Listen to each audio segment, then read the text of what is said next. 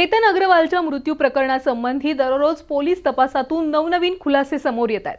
पोलिसांनी एकदा सोडून 2 वेळा या घडलेल्या घटनेचं रिक्रिएशन केलं, मात्र दोन्हीही रिक्रिएशन नंतर ठोस असं उत्तर पोलिसांना मिळालेलं नाहीये असं समजतंय. एका बाजूला सियानं केतनला लोहगडावरून खाली ढकललं हे सिया मान्य करत नाहीये आणि चेतनच्या जबाबावरून हे स्पष्ट होत नाहीये की केतनला चेतननेच खाली ढकललं होतं. या सगळ्यामध्ये कुठेतरी पाणी मुरतंय असाच पोलिसांना आता दाट संशय आहे.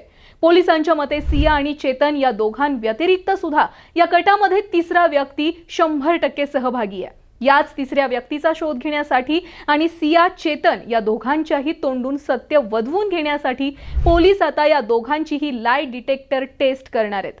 या टेस्टवरून हे दोघे सुद्धा खरं बोलतायत की खोटं बोलतायत हे समजेल आणि केतनच्या मृत्यूचं गूढ सुटण्याची शक्यता आहे. तसेच केतनच्या मृत्यूनंतर सिया 1 तास तिच्या कुटुंबियांशी बोलली असल्याचं सुद्धा पोलीस तपासात समजलंय. त्यामुळे या 1 तासामध्ये नेमकं सिया काय बोलली हे सुद्धा आता पोलीस तपासत आहेत. सध्या काही नवीन साक्षीदार हे समोर आलेले आहेत. या सगळ्या प्रकरणामध्ये एक गोष्ट लक्षात घेण्यासारखी आहे बघा. सियानं केतनला खाली ढकललेलं नाहीये हे स्वतः सिया पण सांगतेय आणि चेतनने पण सांगितलेलं आहे. त्यामुळे या प्रकरणामध्ये सिया ही मास्टरमाइंड असली तरी सुद्धा तिनं केतनचा स्वतःच्या हातानं मृत्यू न केल्यामुळे ती काही काळानंतर जेलच्या बाहेरही सुटू शकते आणि याचीच कल्पना कदाचित सियाला असावी. त्यामुळे तिच्या संपूर्ण हालचालींवरूनही ही कोणत्याही प्रकारे घाबरलेली दिसत नाहीये. उलट मीडियाला पाहून सिया माझात स्वतःच्या हातांचे अश्लील चाळे करताना दिसतीये.